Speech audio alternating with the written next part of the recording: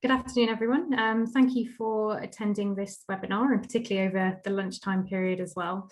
As you'll see, we've got quite an action-packed agenda, and I hope it provides a nice opportunity to have some protected time to start to think a bit about evaluation and touch on some of these topics, such as deciding on evaluation and planning an evaluation, and also to hear a bit about some of the regional work that we've been looking at to support capacity development around evaluation and to meet relevant members from academic partners as well.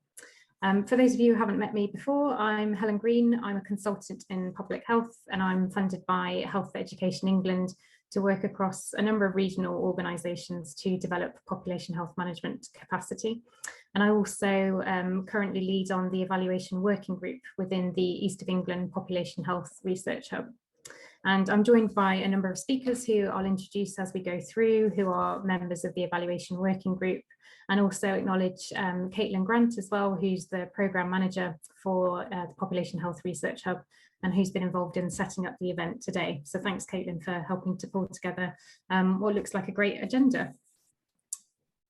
So just a few kind of admin points for starters. So just to make everyone aware, we are recording the session.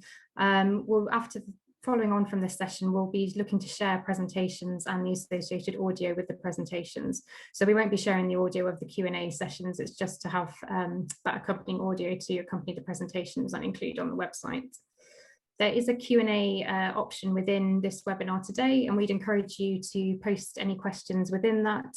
And we'll also have some functionality as well if you want to upvote on any particular questions that you feel should be answered as a priority as well. So for today, we've got this Menti link here as well, and I think Caitlin has posted this in the chat as well. Yeah, thanks, Caitlin. And this is, we've got a series of questions here. And first off, it's just to hear a bit about who's attending, so what organisation you work for and what geographic locality you cover, and what you think the main challenges are if you're at any stage in your evaluation journey. So whether you're starting to think about evaluation or at a certain stage and encountering any challenges, just to pop in the Menti some kind of thoughts there, and that will help us to kind of shape this session as well, and just make sure that we can think about some of these points going forward. So as I said, there's two stages here. So if you enter the code or scan the QR code or kind of visit the link to be able to input those in, we've got the first three questions to answer now, and we'll show up some of the results in a few minutes or so, and then the rest of the questions will pick up towards the end of the session.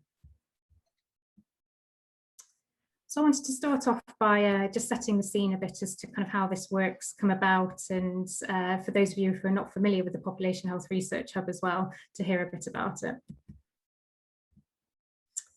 So it all stemmed from the report in 2016, which some of you may be aware of, so the Health of the Public in 2040.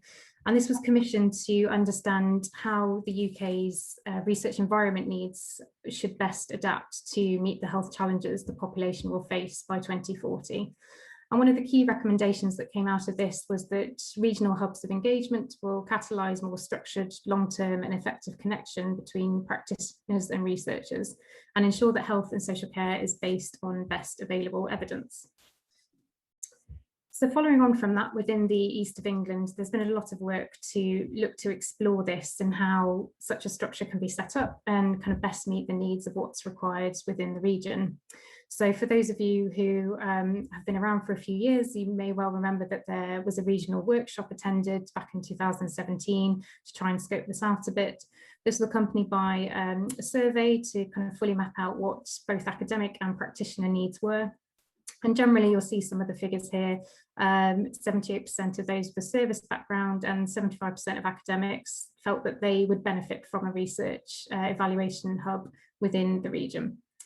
So off the back of that, there's been some work to form a steering committee with representatives from academia, local authorities, as was Public Health England and Regional Research Infrastructure. And 2020, following kind of the programme manager role commencing, the network was established, the hub network. And it was put into action during the COVID response to help support both regional and national responses. And there's some kind of statistics here on some of the outputs that were developed and the subscriptions so far to the network. Following on from this, we've been looking to develop a sustainable strategic plan, looking to kind of secure funding to grow the hub and its activities, and in particular to launch the evaluation working group to build evaluation capacity within the region. So the Research Hub, so in kind of a nutshell, it's a collaborative network of population health practitioners, academics, and regional research infrastructures in the East of England region. And the key aims are to connect researchers, practitioners, decision makers, local communities and funders to co-design, communicate and apply responsive research and population health evaluations. In addition, it's also an aim to leverage expertise, maximise collaboration and provide responsive, accessible evidence to guide local, regional and national population health approaches. So there's an illustration here of some of the key partners and some of the key themes here as well. So looking at mapping regional needs and assets, aligning and fostering collaborations, facilitating knowledge exchange, disseminating and translating research, building evaluation capacity, and supporting co-designed research bids. So as I mentioned, these slides will be available for those who wish to read on this a little bit further, but just to pick out in the bottom right here for the purpose of today's session.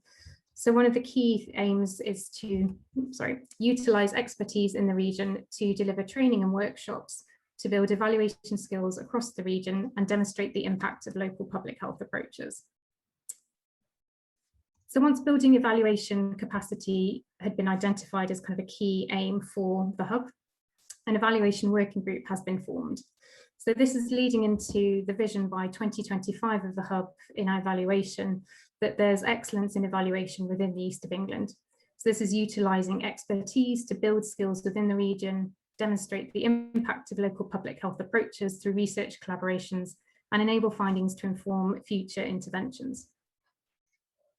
So the working group has been set up to draw together what is existing evaluation expertise there is from across the region to promote learning and help build evaluation capacity within local authorities. So we've got the names of the current members on the right here, and I'll gradually introduce them throughout the course of this webinar today through the presentations and towards the end of the Q&A session. But broadly, this is what we plan to do, and part of the purpose of the webinar today is to hear a little bit about some of the topics in evaluation and start to think about, following on from this session, what would be useful to colleagues and what would be helpful for the working group to help facilitate provision of. So some of the things we want to look at are understanding the regional evaluation assets and needs through survey and mapping exercises, and to top up today through some of the questions later on to sense check some of the key findings that have come out.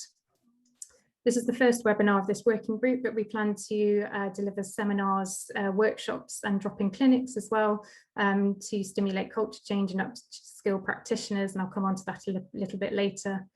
And also having a key central base on the PHResH website to signpost to existing resources and developing practical resources and identifying opportunities for if there are available funding and resources to meet these needs. And the purpose of these working group is to then kind of review the utility of this and help to plan upcoming activities. So as I said, today is very much to listen to some of the key topics and then see if there's anything further that you would like to see that has not been provided already, or how we can best meet and sense check that what we are providing is what is needed and useful, and most importantly is all interesting to colleagues across the region. So I think before we go on to the deciding on evaluation topic, we'll just pick up some of the Menti slides. And I wonder if Caitlin, you're able to share any figures that have come through so far so we can see who is attending and just get an idea of where colleagues are. So we've got, great, thank you for those of you who completed. I'll encourage the rest of you to fill this in as well. It looks about just under 50% of completion. So we've got majority local authority colleagues and then some regional colleagues as well. Caitlin, could you go on to the next slide?